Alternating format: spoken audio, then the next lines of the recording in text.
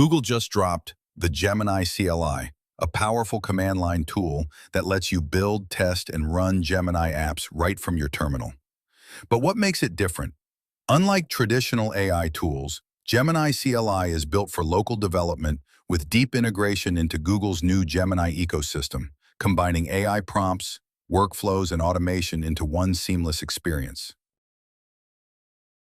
First, let's make sure your system has what Gemini CLI needs.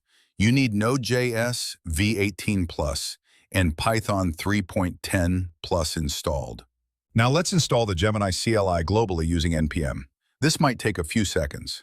One eternity later. Once done, check if it installed correctly. Let's generate our first Gemini code.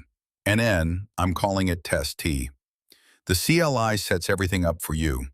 Here I'm just creating a Python code for finding age using date of birth. And this is code Gemini CLI generated for me.